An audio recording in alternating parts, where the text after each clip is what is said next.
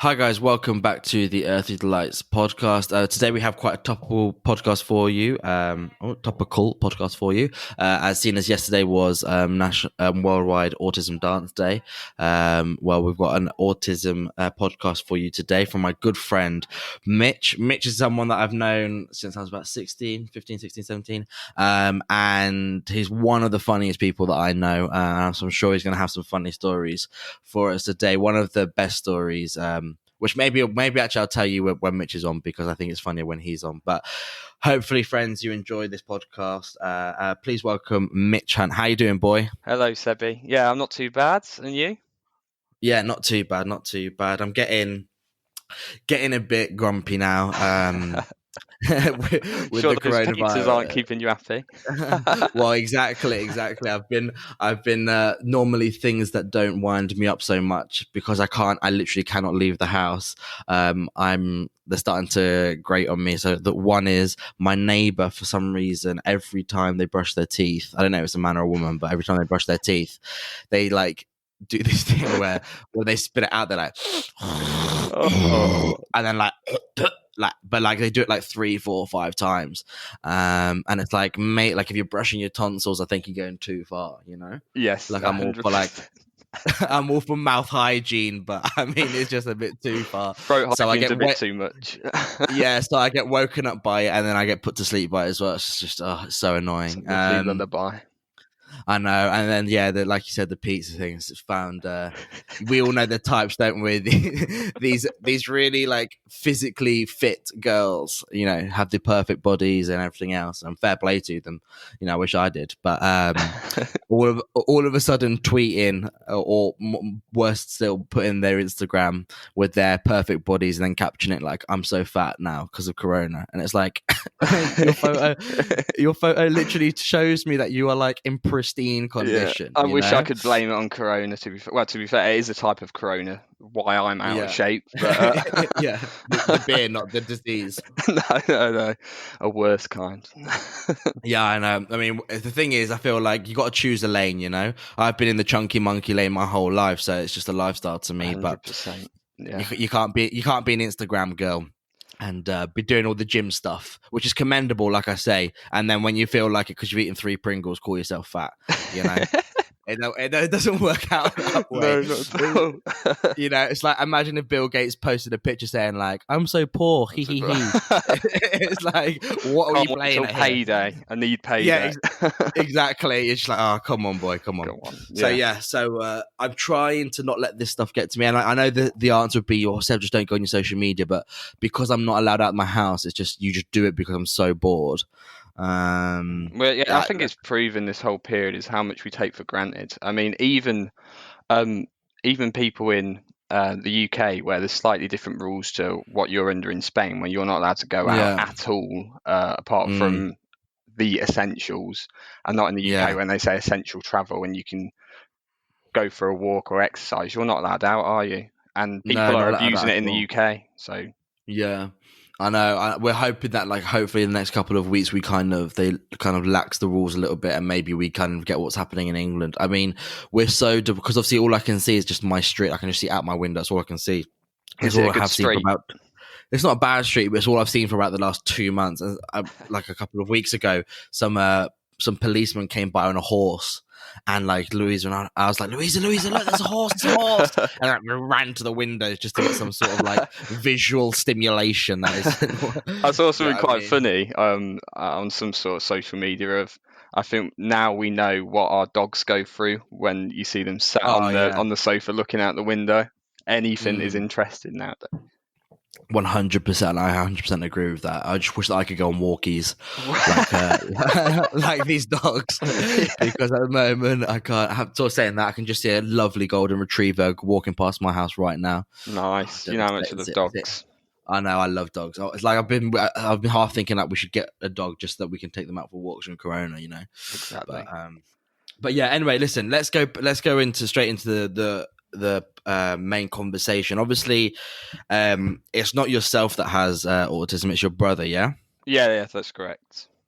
Yeah, so basically, guys, obviously, for anyone who's kind of semi-aware of autism and what it means to be autistic, they would know that there's an absolutely massive spectrum, probably more than any other kind of disease or any other kind of mental illness or however you want to describe it. It's kind of this massive spectrum, and so we're not. This isn't going to be a doctor's episode where you're going to give scientific facts and this, that, and the other. You know, this is just Mitch is just going to be speaking from his experience, what he's seen, kind of living with someone who's had it. Is your brother's a high functioning? Yeah, so he's high Yeah, functioning. I'll go into the two types. yeah, So functioning basically explains how well they can cope in society. Low functioning means they can't function. They'll need care, maybe an actual allocated care worker to be with them throughout their life. mm, Not self-sustaining, I guess. Ben's high functioning.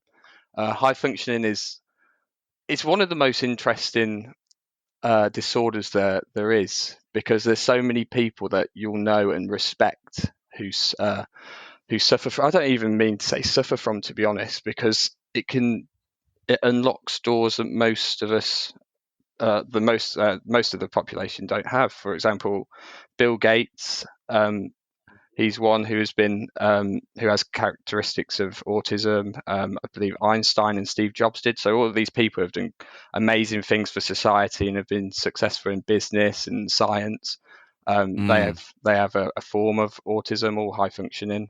So like you say, there's a huge spectrum. It affects people in different ways. There's affects social ability, sensory, and there's also a third, but I'm not aware of it. I haven't read it, but yeah, like you say, a vast variety of different types and effects that it can have on a person. yeah. Your brother was. I never met him, but obviously I went to school. I think just after he may have left. College grammar. Probably heard So his legacy.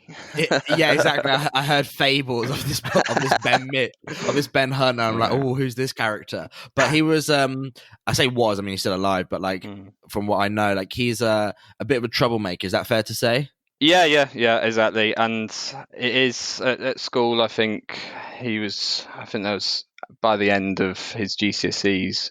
I think he was in full time isolation. I believe he got school was actually did fairly well and treated him in the way that you would hope. It's a disorder that you can help. But it got to the end, and just before exams, I think he got put on sort of like what was it called? He got excluded until sat his exams for quite a while.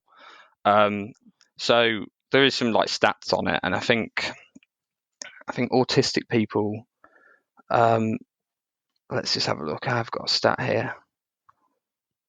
Basically, the large amounts of them have been either excluded and expelled from school, and it's just that social thing.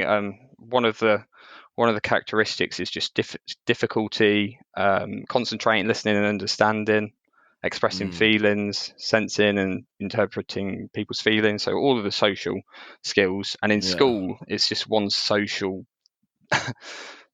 part, isn't it? And Yeah, people 100%. who are struggling with these are going to really, really struggle in that environment. Yeah. Did they know? I was reading up, and they were saying that from what I understand anyway, there's no such cure. It's not like you can take a pill and then you've done autism. But they're saying that what you can do is obviously with therapy and understanding with your family members and stuff, you can really kind of help it to make it more manageable, basically. But what they're saying was one of the keys to that is like really early diagnosis, and they're saying that I think the earliest you can diagnose someone with autism is about 2 years old. Like how early was Ben diagnosed with autism? Ben was, I think, fairly late, and I guess one of the difficulties with high functioning is you can almost describe it as an invisible disorder. So Ben was obviously he had difficulties socializing, making friends, and was always in trouble. But really, kids that age, you always get naughty kids in schools. So he got diagnosed at 14, and even then, like for one of the fastest emerging disorders, it's probably the most underfunded. So even when you get diagnosed, the help that Ben's managed to receive is limited at best. So there is ways, and it says that, like you say, early identification of somebody having autism, you can put strategies in place to interventions to help, but it's not always easy identifying that. I mean, with low functioning, you can sort of see it quite early on. It's more there. It's more noticeable. Yeah, it's more apparent, isn't it? Yeah. Yeah, exactly. So Ben got diagnosed in secondary school. I think he was around 14, so it's quite late. Quite late, yeah, really late. Yeah, and that it's difficult. Like people at that age don't want to be diagnosed with things. It's like on every episode, it's this stigma of mental health. Ben probably would have known that, oh, there's something, why do I think this way in this situation, but not understanding why. But as soon as you put a label on it, like people our age don't want to be labelled, oh, he's got autism or whatever. Yeah, and it makes you stand out from the crowd, doesn't it? And that's when you're at school, it's like the last thing you want to do is you want to blend in rather than stand out. And exactly, when you have a label, it's even worse, isn't it? Because unfortunately, when we're that age, I think we've all been it. I've definitely been it. We can be fairly horrible, and you can, if you've got a label to pick someone out by, then it's even worse or / easier to be a bit kind of not as in accepting, I think is the way to put it, at least. Exactly. I think you're young and you're quite naive in a way that I think we've all, to be fair, anybody who says they haven't said a nasty comment to someone in school, I believe, is lying. Like, I'd be big enough to admit it on air that even with a brother who has been diagnosed with a disorder, if I haven't said something horrible, maybe not directly about a disorder or about a condition, but something maybe a characteristic of a disorder, and I've said, oh, you're this, you're that, then I'd be lying. Definitely have said something. Everyone said something horrible about somebody, I'm sure. Like, yeah, and you just don't really see the effect that you have on that person. I mean, with autism, high functioning autism, especially when they're quite aware of themselves and the condition they have. I've got a quote here that I read, which is, to me, is having a mind that works for me and against me at the same time. Which is horrendous, because you're always in a battle with yourself, which leads to all of the different, I think what the word is, it's like comorbid, where different disorders are present and mental health comes into play. So Ben's also been diagnosed with depression, and it's to do with that fight with, oh, my mind's against me. Why is my mind making me think this way? Also, when you're very aware that, oh, I don't know if I'm acting right in this social situation, and therefore anxiety comes about it, you stay away. There was another stat that I saw online, like 30% of people with autism are in full-time employment. And Jesus, and I wanted to come on as well to sort of say effect on family, but also from my personal perspective of how unfair I've been to my brother, and being young and having an older brother who's mean and whatever, you grow to sort of resent them, whatever. But I think when you get a bit older, you sort of, and a bit more mature, you sort of appreciate what they're going through. So I wanted to come on and I don't know, sort of like for my brother on Autism Day, for Autism Day, to spread awareness about it, because it's not just only I think there's 700,000 people who suffer with autism in the UK, but if you include the families that live with these people, it affects 2.8 million people in total, which is huge. Yeah. Well, I remember you said something to me. You said probably last time, when we met up, I think over Christmas. You said something like, the thing is, Sarah, is like, my parents, for example, we can't really go on holiday, because he was like, if we bring Ben along, like if it's a family holiday, like then we're always kind of on eggshells, like, oh shit, this might go down at any moment. Then you're like, but also if we leave him to his own devices. Like if we go away and we leave him, you know, in Metheringham or Rusco or whatever, then we're also like shitting ourselves because then it's like, oh well, what's he gonna do while we're away, you know? And I was like, oh Jesus, like having that kind of perpetual worry in the back of your head for someone who, you know, he's a fully grown man. It's not like he's a 14-year-old anymore. Must be so draining on all of yourselves, on you. And like you said, sure, I can only imagine, but that resentment, especially when you're young, you know, when it's like, oh, Ben's always kind of messing it up for all of us, you know, like me and your sister, like really well behaved, this, that, and the other, and then like Ben does something, and like we're kind of all in the shit together now. And I can only imagine that would create some sort of resentment when you're younger. Yeah, 100% when I was younger. And looking back, it was totally wrong of me to act in the way that I did. Like, I thought that my mum and dad were selfish to keep on supporting him after like like you say, I guess the treatment of me and my sister, which wasn't really bad, but it was just like this arguments going on, like holidays, something could kick off, and just like, oh, this is a normal childhood. But who am I to say, oh, this is unfair on me when my brother's been born with a disorder where he can't live at any point in his life free of this? Where when I moved out when I was 18 for uni, I'm free of it. So now where I'm older, I really, really appreciate what he's going through, and yeah, like the way I like putting pressure on mum and dad, like I'll just kick him out. It would be so much better without him. Like how horrible that sounds on this podcast when you live with somebody who's quite hard to be around. It's difficult, but I'm glad that I'm at the age now. I look back and go, like, my mum and dad are probably the strongest people I know. From to have that, I don't know what's the word, selflessness and sacrifice. Yeah, And I and think that's resilience as well. Resilience as well. Like they've had like problems with Ben. It hasn't been an easy road whatsoever, but they've always stuck by him no matter what, and tried to get him the support. He still lives with them now, and they'll keep supporting him until he can move out, and they'll still be there forever.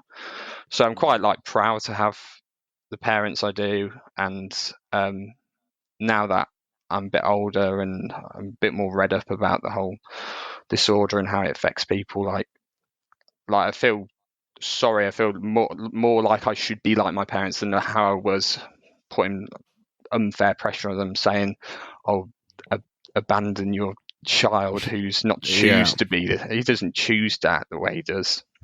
Yeah, I think as well that, you know, it's a natural progression. You know, I don't think there's any child, whether it's autism or whatever it may be. I think we kind of see the world as very like just black or white, like you're bad or you're good, and that's that, and we kind of don't appreciate the nuances. And then as we get older, you know, you start, you know, I remember when I was younger, I used to think that depression was just like, oh, you're just a bit sad, like just get over it, you know, like just get over it, be happy, and that's it. And then like you experience it or whatever it may be, and then you go, oh no, the depression is not just you're a bit sad, it's a lot more than that. It's a lot more than that, and you're not choosing to be sad. It's not. It's a difficult, I guess, hole to get out of, and it does.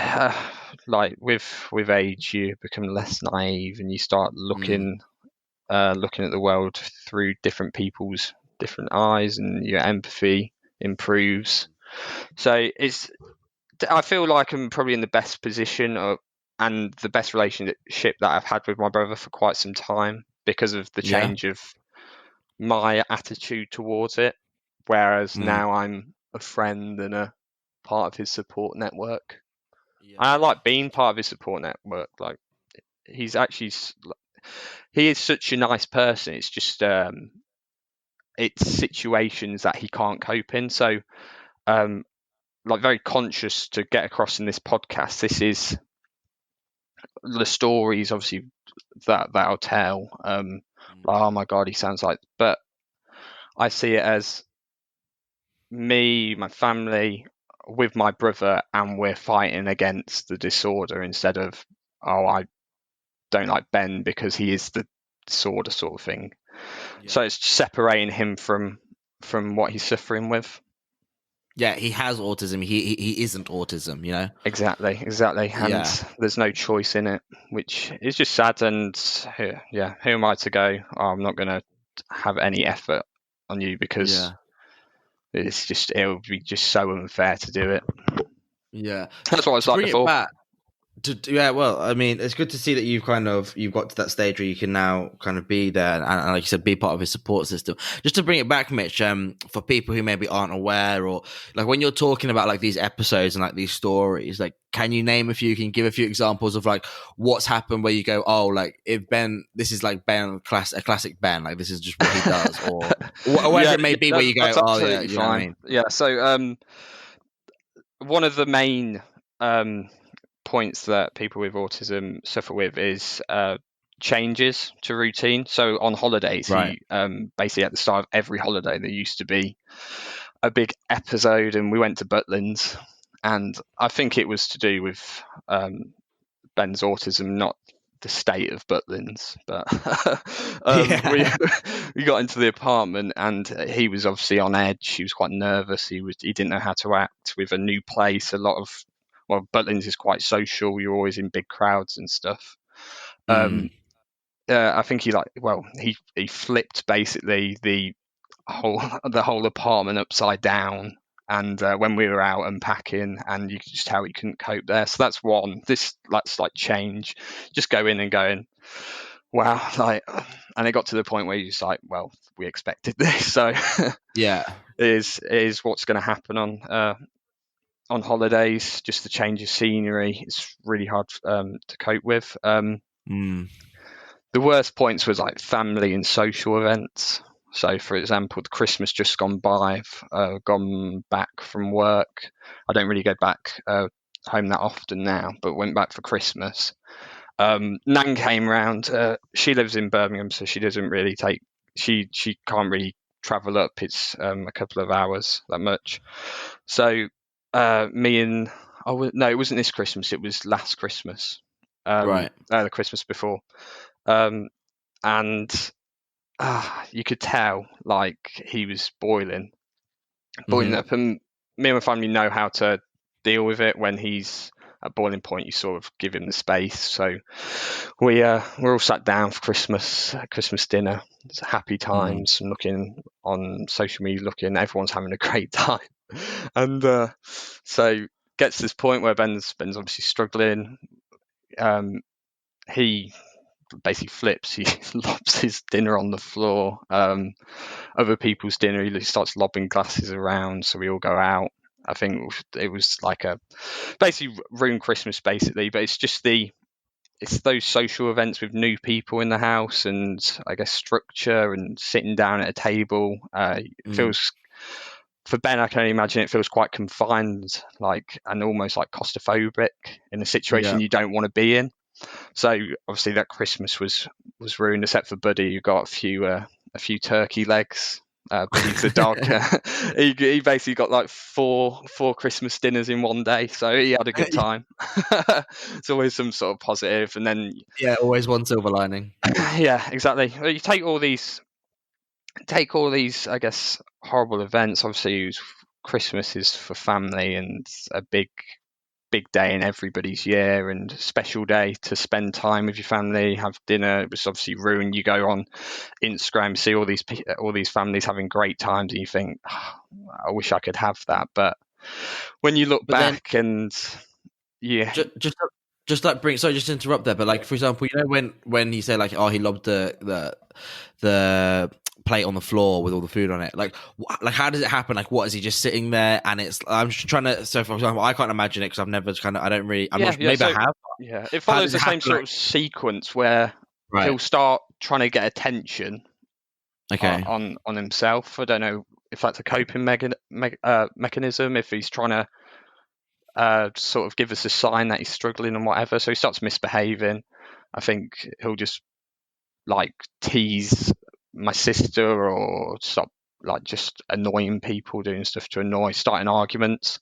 Someone Mm. will eventually bite back and Right. then tell them, "Oh, we don't want you here. I'll just like leave us alone. Nobody wants you in the house," and then it'll just be a flip. So there's it seems like he's after that bite, but I don't think he is. I think from his side, it's all about knowing how to treat the situation, and in no shape or form am I talking about everybody who's a family member of someone with autism. I guess people with autism have different ways of treating with what they're struggling with.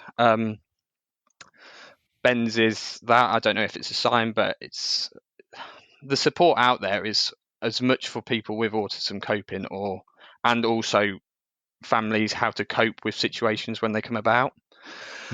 So my nan was there, and she lives quite far away. She knows Ben from when we were growing up. We moved away. I think Ben was probably about 13 before he got diagnosed. So really only direct family know how to deal with situations like that. So nan was like, oh, I'm not moving, I'm not letting you ruin her, and I'm not letting you ruin like Christmas or whatever, and that's the worst thing to do.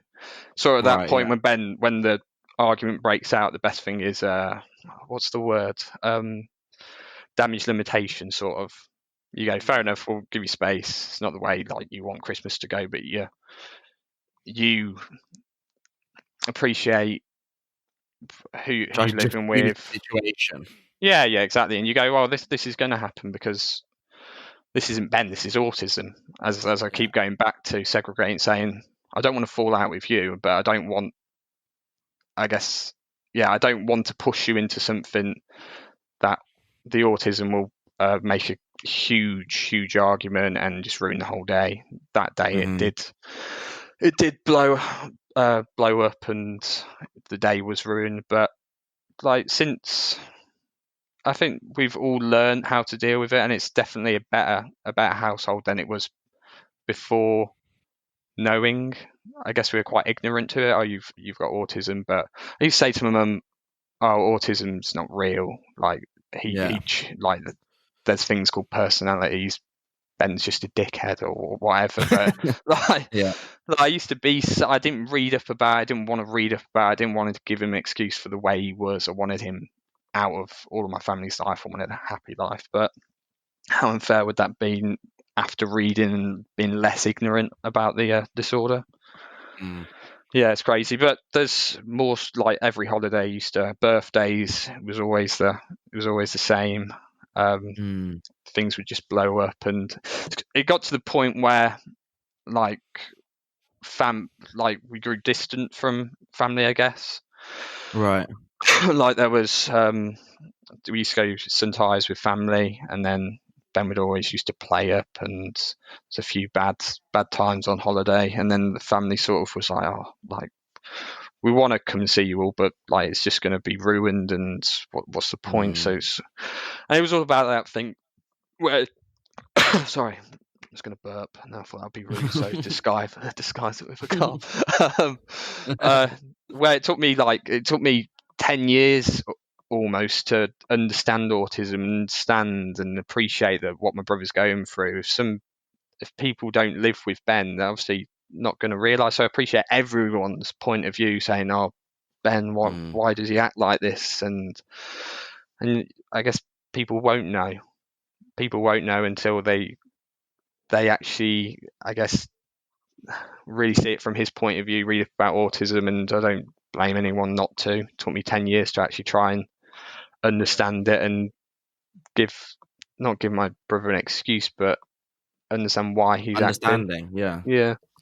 I think as well, you know, it is Mitch, I think this goes for all of us, and me included, that we can sometimes become very lazy in our assumptions and of people. You know, it's just like, oh, this person's a good person, this person's a bad person, this person's funny, this person's. Do you know what I mean? It's just like we categorize people because it's just easy for us to do. And then once you've kind of got someone in that box, it's just easier for, you know. I always kind of bring up the example of Piers Morgan. You know, everyone always, well, not everyone, but a lot of people think that Piers Morgan is just like this horrible man, and you know, people might use worse language than that. But then I always go, look deeper into it. I mean, part of it is, okay, yeah, sometimes he does say some quite outlandish things, but why is he saying those things? He's probably saying those things because it helps him in his career. You know, would he be where he is now if he wasn't known for these things? And then you look at other things, you know, in this coronavirus times, is a perfect example of actually he's not an idiot. Like, he's a smart guy, and he has some very good points, and he makes some very good points. You know, he's been probably the biggest person in England pressuring the government to do the right things. And I've had people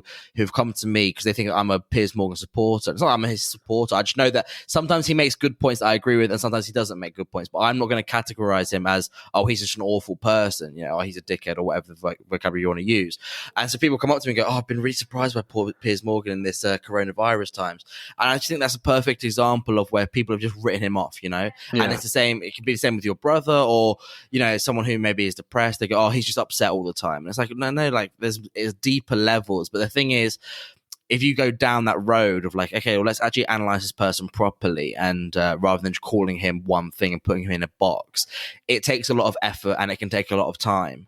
And I understand, you know, people get like, it's just easier to call Ben a bad person, or like you know, an aggressive person, rather than to go into and go, no, like when Ben's on a good day, Ben's one of the nicest people around. The problem is he suffers with autism, and sometimes it affects him worse. Other days it doesn't affect him so much, but it's just easier to call him, oh no, he's a lost cause, you know, I forget about him type exactly. thing. I think you've hit the nail on the head. I think you said it better than I did.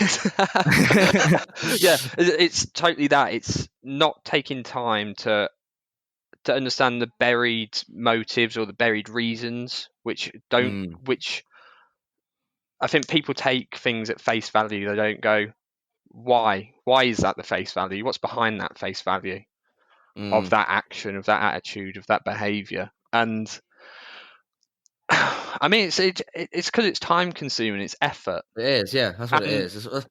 And to some extent, I understand it, Mitch, as well. You know, you come to a point where you go, look, as much as I want to be empathetic and all the rest of it, you know, I can't spend time getting to know every single person's backstory. And I don't think that's necessary. I think what you can do is you can just go, okay, look, this guy, you know, I met Ben today for the first time, and he did this, right? He threw the food on the floor, whatever it may be.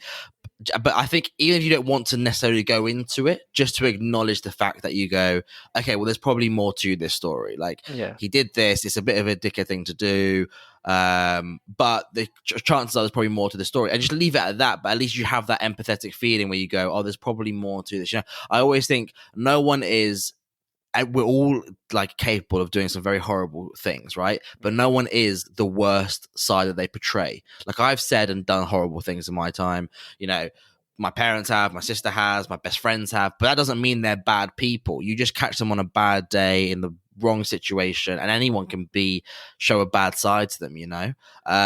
So none of us are the worst examples that we show. There's always more to it. And obviously then when you have something like autism, which is actually labeled and also very, very difficult to kind of get to terms with, because I think the other thing as well with autism, more so than other illnesses or diseases or mental illnesses, is that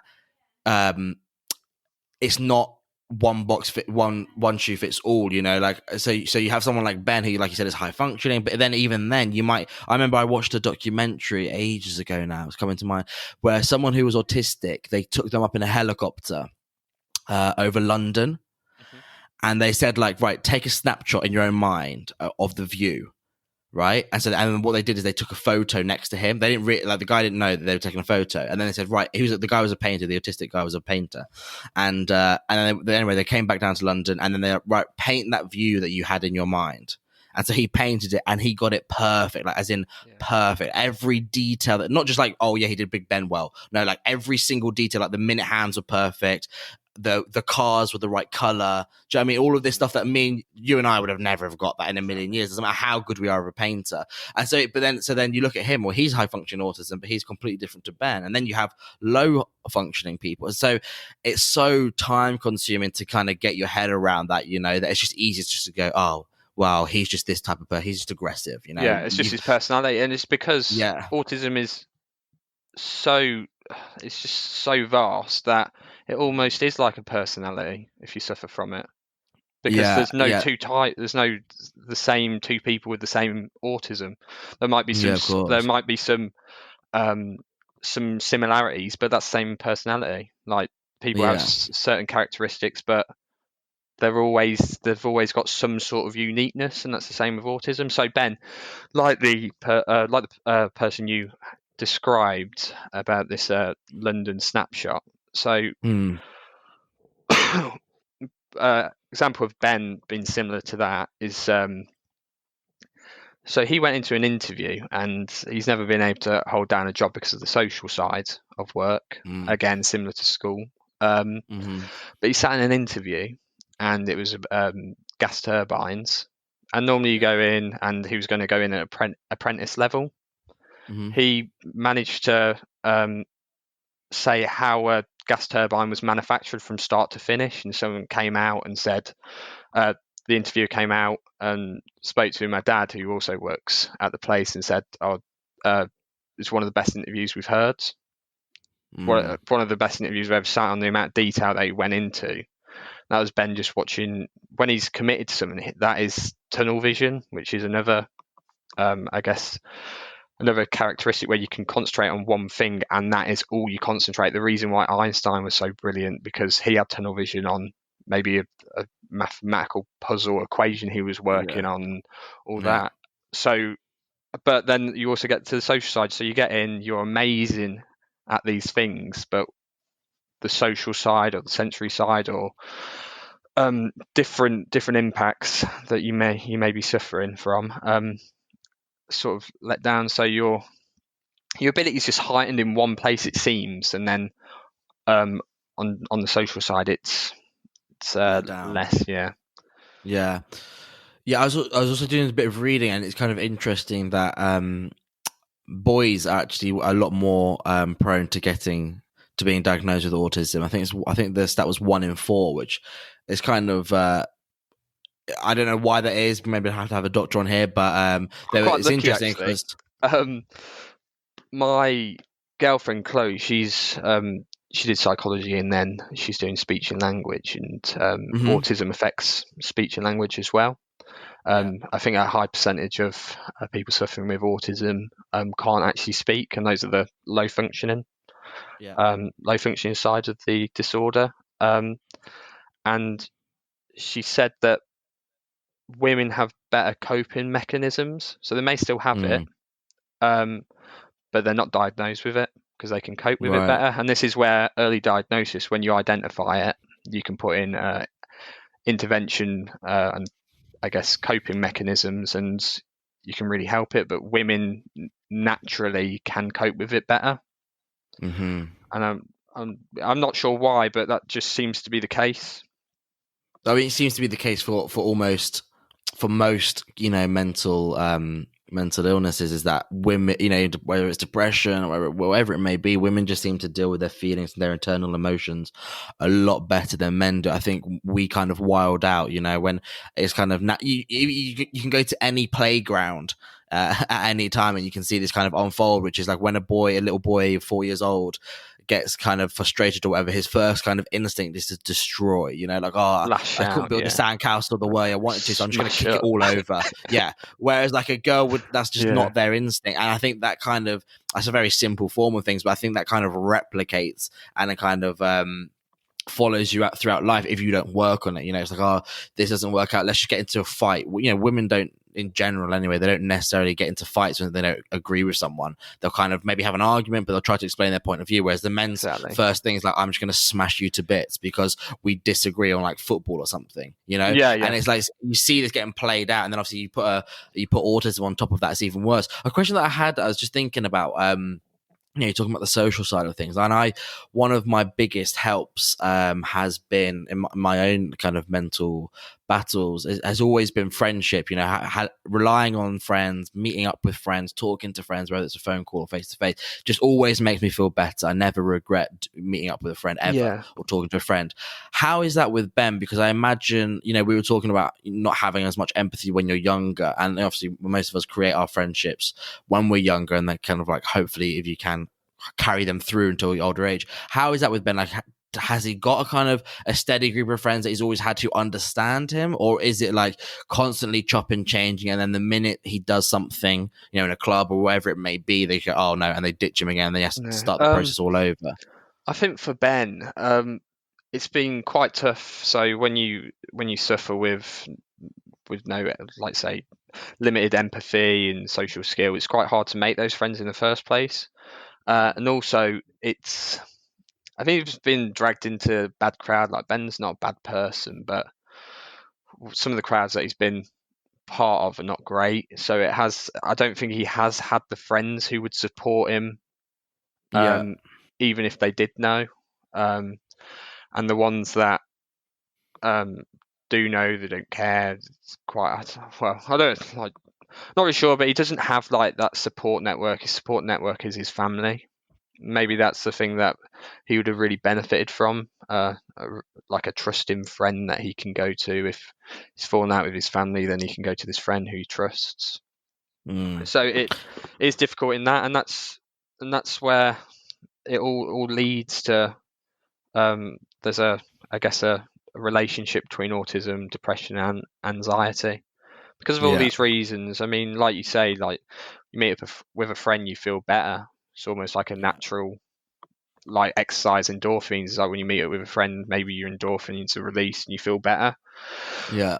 With autism, when you struggle to find friends and maintain friendships, you don't have that positive, I guess, that positive place to go. You're always Yeah. stuck in the same thing. You don't have anyone to rely on except family. So yeah, it's difficult for him.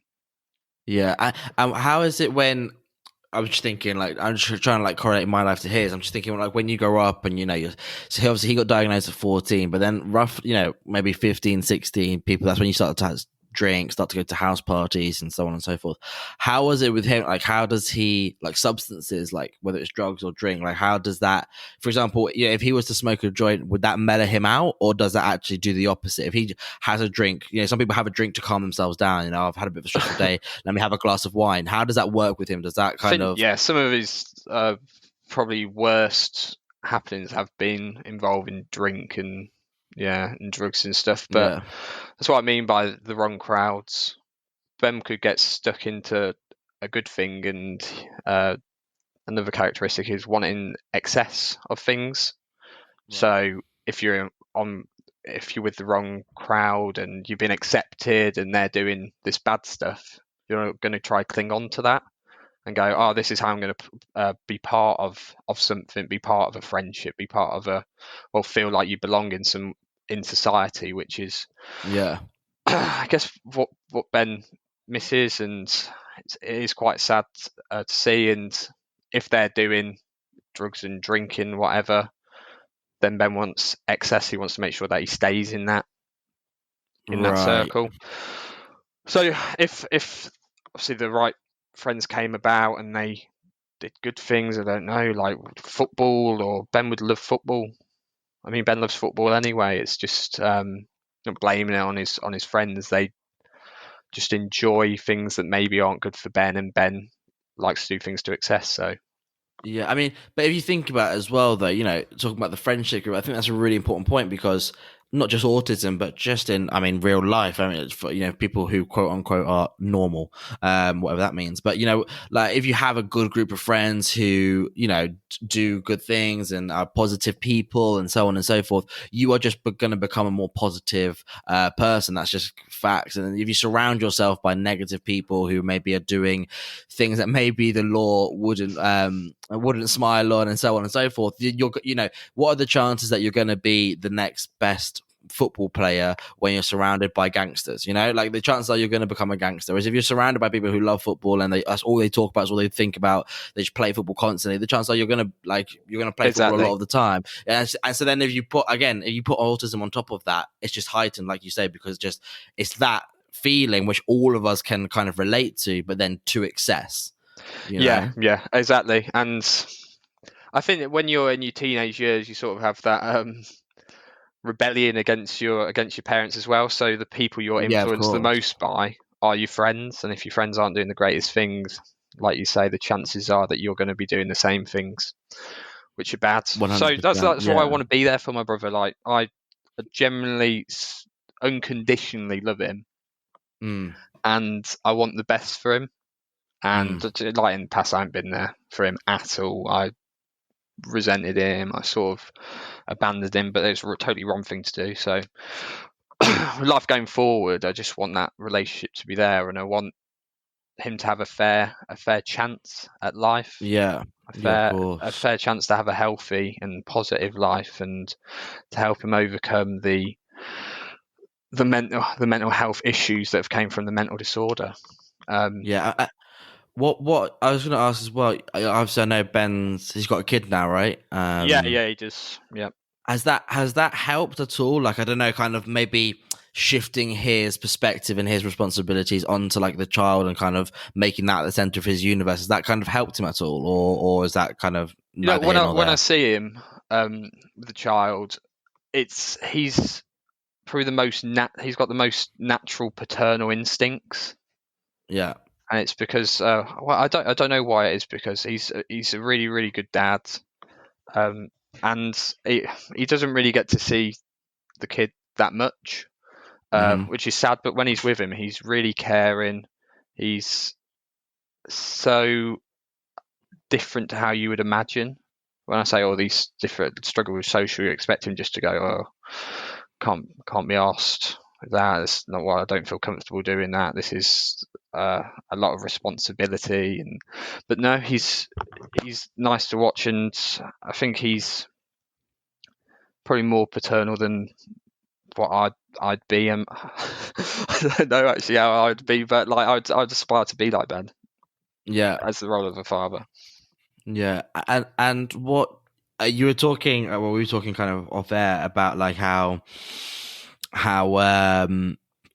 in the moment, you know, it can seem like a catastrophic event, or well done, you've ruined the day again, and this, that, and the other. But then, like when you look back on hindsight, your family kind of uses humor Yeah. to kind of deal with the situation. I just want to give a bit of backstory just before you answer my question, which is going to be how, you know, what type of humor do you use and why is like some funny stories. But Mitch, like we're talking about Ben here, but Mitch is hardly. I can't imagine Mitch is the easiest son ever to have either, because he is Mitch is, who people who don't know him, is probably one of the most unique people you're ever going to meet.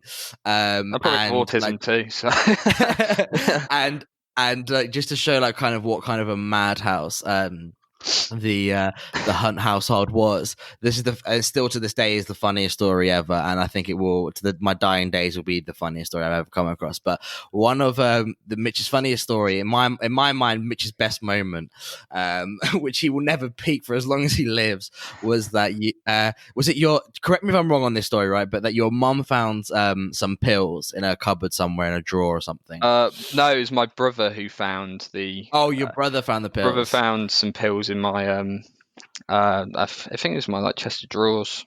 Yeah, and accused you of being a drug dealer, right? Which to start with is just hilarious, because if you know Mitch, he wouldn't hurt a fly and do anything like that. No, I mean, and also with being on topic, that shows Ben caring, even though he was like, "No, you better not be." Like yeah, he wants the best life for me as well.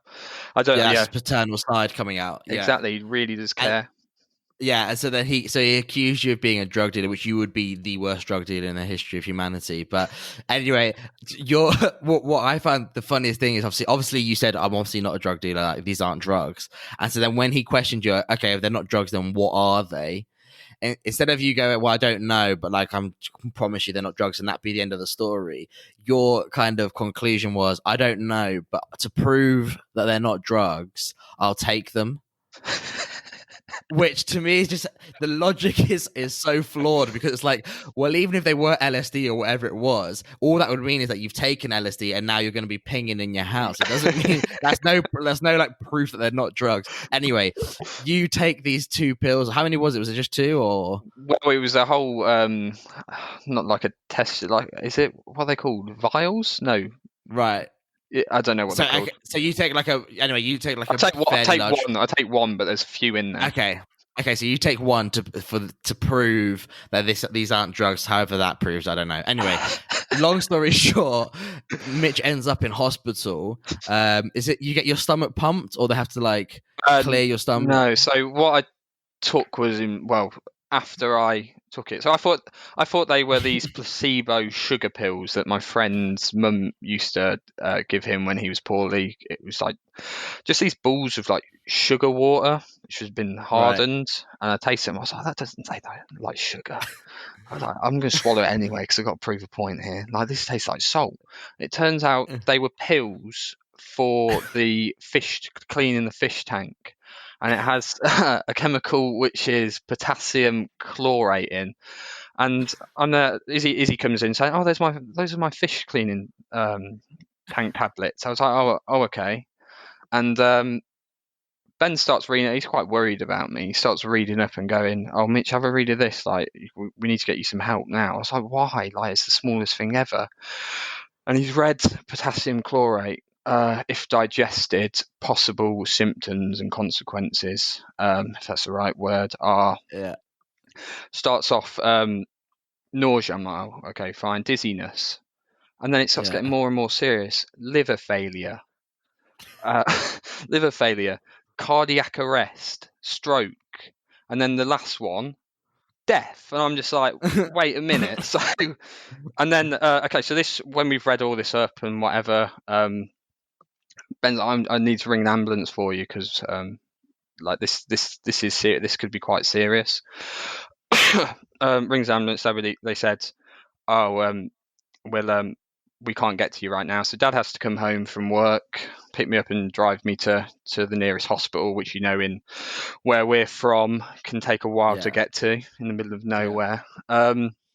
So get there, they see me, I say I've digested this pill, says the symptoms of this. They're reading up, they're like, okay, no one has experience because obviously there's nobody quite like me. Okay, and goes, all right, it'll be fine. We can put you in an emergency bed and we can they can like reverse symptoms or take out my digestive system, which would mean my stomach would get pumped. They said, how long ago did you take it? I said, probably verging on about 2 hours now. And they said, okay, well, we can't do that. We're just going to have to just treat symptoms as they come. I said, I've read one of the symptoms is death. And they said, unfortunately, yeah, that's a possibility. I was like, what is going on right now? surely not. This is just unbelievable. And first things first, I was like, well, if I'm going to die from this, we're going to definitely document it. So I started doing the Snapchat story, which I don't have anymore. But so they put me in like, was it emergency monitoring ward or whatever. So they strap me up. They're taking my blood every hour, which most horrendous jabs ever are arterial blood taken. So they stab in through your wrist. It's called a blind injection, or not injection. What do they call it when you take blood out? Is that an injection? No. I don't know. I was going to say infusion, but that doesn't sound right either. I was going to say infusion. No idea. Yeah. Well, it's definitely infusion of blood and potassium chlorate. They're taking this blood out. It's horrible. I'm in there for 24 hours and literally can't get out of my bed. On heart monitors. I was like, all this to prove that I wasn't a drug dealer, which I knew I wasn't. Yeah. Well, I definitely proved it. I definitely wasn't. Wouldn't have made a lot of money selling potassium chlorate. That's for certain. Would have been a hefty. I would have done people floor if I was selling them. I know. Yeah, I know. So to anyone who's not listening, so to anyone who doesn't know Mitch or like Mitch's family, this is like, forget Ben. This is what happens. This is what the quote unquote normal son in the family, the one who doesn't suffer from autism, he does. So that's just the mad household which is famous in Lincolnshire from where we're from. But you were saying that like you're saying about Ben and like how you guys use kind of humor to help deal with it and not take it all so seriously, and just understand that, look, sometimes these things happen and the best things to do are to laugh at it, which I think is like such a commendable thing. I think can really help. You know, even I always hear Ricky Gervais talking about like how at his mum's funeral, or mum's or his dad, I think his mum's funeral, like they would wind up the vicar and tell the vicar like false things about the mums when he'd read it out, and then they would start laughing. Everyone's like, oh my god, you're the worst people. It's like, no, look, like we're not laughing that my mum's dead. Obviously that's horribly sad, but we're just using laughter as a way to cope. You know, do you have any examples of those? I just love Ricky Gervais's attitude. Have you seen Afterlife? Louisa and I just watched it yesterday. The whole thing, like, it's amazing. Yeah, it's so good. It's his perspective on life. Is why would you want to spend life? Obviously, there's things that you grieve and you're upset about, but you can't let it take over your life. You've only got one of them, so It's better. The best thing to do is laugh. Like, it's the most powerful thing. It's the most uplifting thing. So even though these horrible things have happened, and the family, Ben, are battling against his autism, and we're still a really tight knit group, and I wouldn't change anything. Obviously, it would be easy if autism wasn't a part, but like, I generally love all of them, and we're so light-hearted as a family as well. Been times like when it's been kicked off, and so when it's just like bits of banter, like there's just sat around reminiscing like you do on holiday, just talking about what things have happened in the past, and just looking back and just making jokes out of those bad situations. And it's like when I come on here and say, at least Buddy had a good meal on Christmas. Like, these things are not expected, and no one deserves to be put through them as a family, and Christmas time should be great, but as long as you can look back at these, learn from them, and laugh, and those are the qualities that I respect most in my family, especially my parents. They both just take everything with such positivity, and well, I think that's rubbed off on me, and even my brother and my sister. My brother laughs at himself. Even though he's struggling, he does laugh at his conditions and things like he's done in the past, and that's the best thing for it. It's the most healthy thing for it as well. Just looking back 100%. And going, I can't believe this happened. This was so bad, but finding a funny bit on Saturday, just laughing at things that have happened in the past. Like, so me with head injuries. You remember me at St George's when we played the football, and I got I got knocked unconscious. There's been a few of them with Ben, so it's mainly around sport. So we're playing mini golf. I think it was in Spain. I think I know this one. Accused him of being a cheater, and I wrapped the club around his leg. So it's not always Ben that causes shit in my family. I'm quite competitive, and that's the worst side of me when I get competitive. So I wrapped this golf club around his legs, and then Ben, probably I deserve it, lobbed the golf club, so I'm running away at this point because I know, oh shit, like, he's not going to let that go. It's just coming straight after me. Throws it. I didn't look back, but I can only imagine it's something off like Tom and Jerry, when there's like a golf club swinging behind me and rotating, and then lucky enough for me, the big metal bit at the end smashed into the back of my head. And knocked your spark out. Bleeding out on the golf course, and the sisters had to basically get topless to put a t-shirt over the back of my head because I was bleeding out. There's been like table tennis feuds where I've beaten him at table tennis. He's got a good aim, to be fair to him. I don't know if that's a characteristic of autism, but I don't think he's ever missed. He loved the table tennis bat across the table, and like, the one thing that I want to make clear to everyone is that my brother, even though the things that he's done, it's not him. It's not a choice. It's proper. I really could only explain it as something that takes over his body. Like, you know, when you see red. Yeah. One of them, you don't know what happens, sort of thing. When Ben's been Ben, he's like so nice. He always like cooks for the family. He's the most caring. He's probably got. It's really difficult to say because I'm saying some things, but in different situations, like you say, it's always, if you catch someone on a bad day, on a good day. On a good day, Ben is more caring and more of a probably nice person than even me. Like, I'm quite distant. I'm quite a floater. So on a good day, Ben's really, really like a friend that you want in your life, most caring person. Remember sometimes at school when I used to be like worried about going back for some reason, I was like crying in my bed, I don't want to go back, and he would sit with me and just talk me through it, reassure me. So although we focus on the negative bits that autism causes and stuff, there's some genuinely nice things that happen in the family. So I don't want to come on here and say, oh, brother's done this, brother's done that. Like unconditional love provide, like, we're at a really good place because I've started to understand. So maybe it was a thing that I wasn't doing. I wasn't choosing to be an idiot, and I was like, oh, just like whatever you're choosing to make life a misery. It's not him. It's his also. I should have learned about that earlier. Might have been able to cope with it a bit more, but now, like, it's really good. Like, talk on the phone a lot, playing the Xbox quite a lot together. So it's a nice place that we're in. It's good, but yeah, and also whatever situation you're in, you must learn from it. So I have loads of situations now, and say if it's conflict at even work or conflict with friends, I just go, well, I'm used to dealing with these, like, I guess not heated but conflicts, and I know how to act.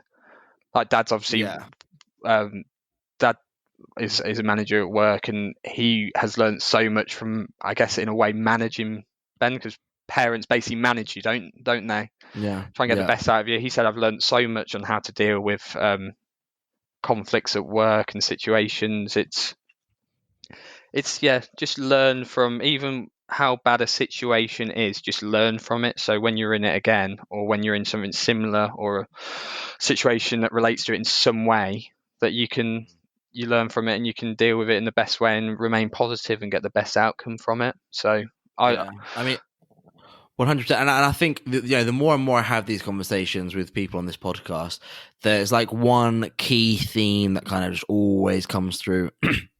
And that just seems to be compassion, and it's just that if you can affront a circumstance or a situation compassionately rather than with anger and hatred, it kind of, irrespective of what that problem is, obviously there's variant levels of how bad things can be, but kind of irrespective of those levels, you'll always kind of come out of it, and you can always solve that. There's no problem that's unsolvable, if you come at it with compassion. And I think obviously your parents will have to do that, and have been doing that, and will probably do that for the rest of their lives. You've kind of, it's something that you're saying now that maybe before, when you were younger, you weren't as compassionate, which is just normal. I think that's just human growth, and now you are, and that's why your relationship with Ben, your brother, is so much better than what it could be, and I'm sure will improve as you go on and you get even more compassionate, and he gets more compassionate, and all of these things. I think the compassion is, like I say, it's the key theme that comes out in all of these conversations. And exactly, I think I've learned a lot. I've learned a lot from these podcasts. For example, you speaking with Tom. I took so much inspiration from that, where you're in a situation, you feel down, and the positivity that Tom shows. I'll never question in anything that happens in life. Like, you've got to put things in relative terms, don't you? Yeah, Tom's an absolute inspiration. Like, I literally love Tom. Yeah, put things into perspective. That's my biggest key. Like, we always do, how do you keep your shit together? And we'll probably do that in a couple of minutes now with you. But my biggest one to people is try to keep things in perspective, And that doesn't mean that, like, your problems aren't worth worrying about. But what I mean is just, like, look, have the time to assess your problems and to dwell on them, and and to have a bit of self-pity. That's absolutely fine.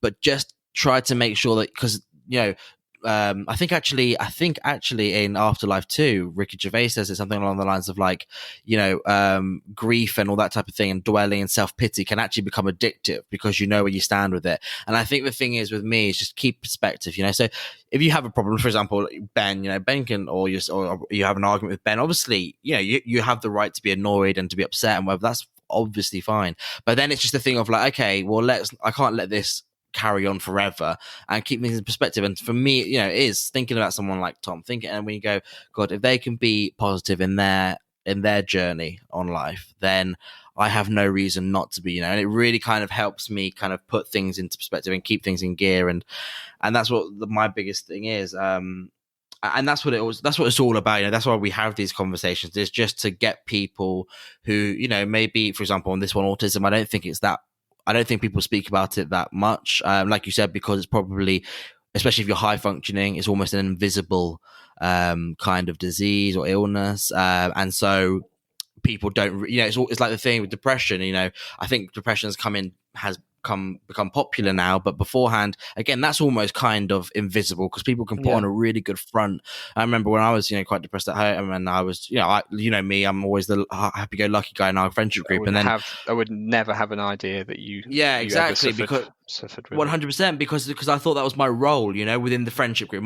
Your role is to be the funny, silly one to make everyone laugh. My role is to be like, again, kind of like you, and like happy, lucky, make everyone like cheery up, and that's what my role was. So then I would go home and I'd be like upset at myself, but I wouldn't show that to other people. And so depression is almost invisible, depending if you can kind of wear those two masks. And I think that's this whole thing. Just this podcast is just to bring more compassion towards whatever it is, whether it's autism, whether it's people like Tom who have cancer, whether it's depression, anxiety,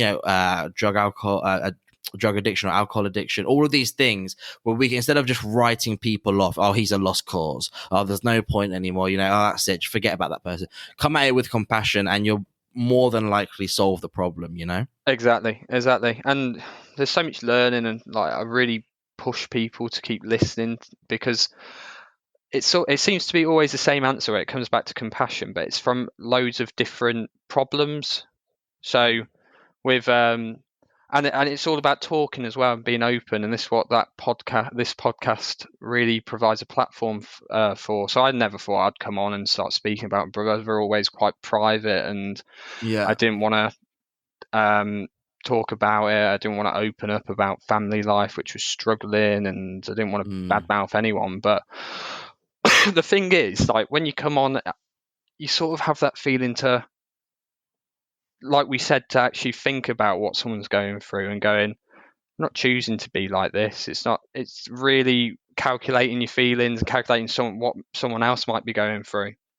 Yeah, and I think as well, the reason I started this podcast with Jim is because when I was going through all of my shit, I couldn't help it. I tried to keep things in, but then eventually I kind of exploded, and I spoke to friends, and by me opening up, they would open up. And I'm talking, friend, Tash, Ollie, Josh, Craig, whoever it may be, and even though we're best mates, we are the typical kind of group of lads who maybe didn't, well, at least beforehand we didn't really open up to each other. We're best mates, but actually we never really spoke in depth about anything. It was just kind of all superficial shit. And then the more and more I spoke to people, the more you go, oh, like he's dealing with stuff, she's dealing with stuff. So everyone who, and I think our culture doesn't help it, because on Instagram, the whole thing is show your best life, always, pictures on in the most amazing holiday destinations, pictures, if you're in a couple, it's always pictures of them smiling, kissing, blah, blah, blah. We know no relationship's always like that. You're always going to have arguments, but that's how our culture is, right? We kind of put everything under the rug and show the best parts.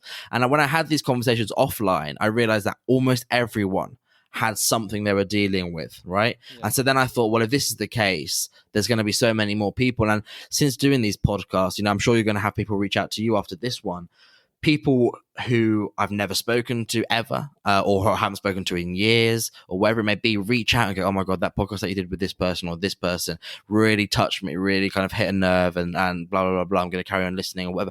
And you don't know like how far your experiences can help someone else. And even if it's just, you might be listening.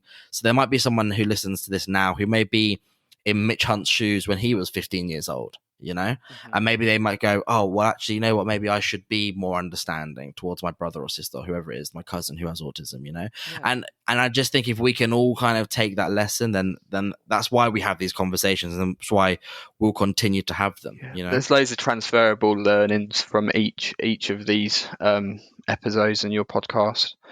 I mean, not knowing what someone's going through, like in the one with Leah, to think that she was suffering with anxiety was just like, what? Like, you never expect that. No, like you said, in that episode, the popular girl who was really, she was always quite nice. She would always nice and always confident. You would never ever know what was going through, what was going on in her head, and it was... and that's the thing. These things don't discriminate. It's not like, oh, people, anxiety, depression, autism, whatever it may be, these can come about to anyone and they can afflict anyone. It's not like, oh, it's a certain group of people that get these problems. No, everyone gets them. Everyone deals with them.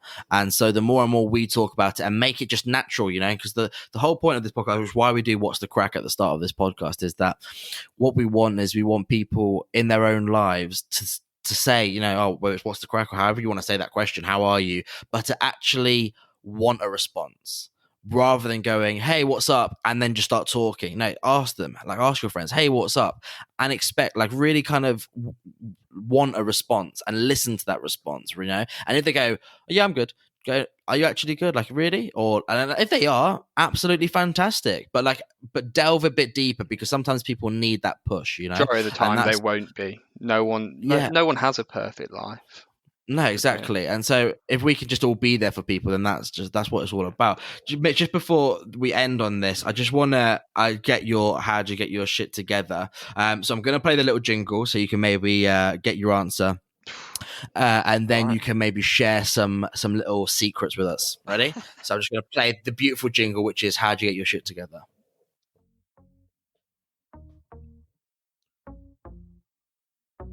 Ibiza!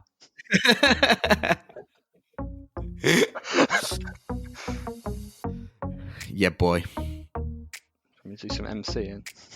Swiss beats.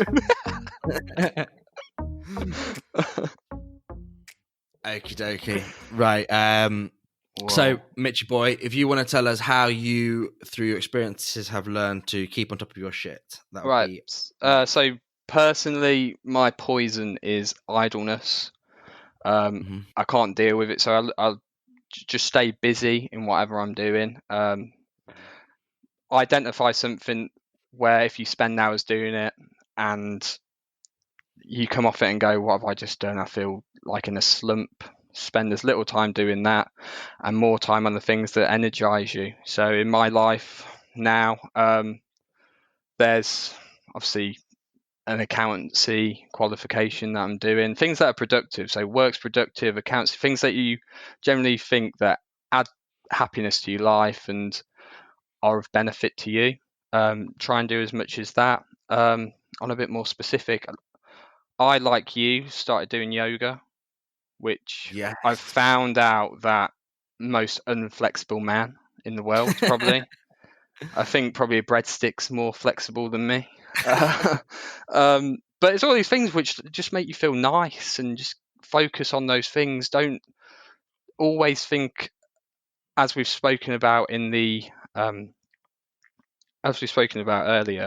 always think about not just face value about what you're seeing.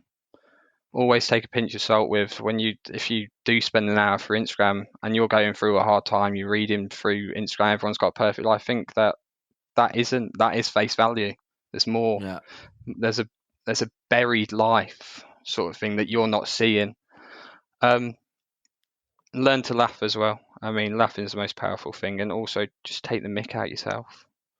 Yeah, 100. I 100% agree with that last point. I think that's the biggest thing. Laughter in the face of however serious it is, I think really, really can help you, give you, even if it's just momentary relief, just like a 2 minutes. And or when you have that, when you properly belly laugh, where like your sides ache, there's just nothing in the world that feels better than that, just ever. And I think Pikachu, exactly the Tesh Pikachu face. That's an inside joke for people who are like, what are they on about? But if you can do those things, I think and I think it's such a powerful tool, because if you can take humor out of something that seems really dark, taking Ricky Gervais's example of like his mum dying, but if you can make parts of that humorous, then it's like a skill, because then you can make anything humorous. It doesn't have to just be a knock joke that's funny. If you can make something, like you said, oh well, at least Buddy got a good meal out of it. Like if you can make something a little bit funny, it just eases it and takes the pressure off. Takes that edge off.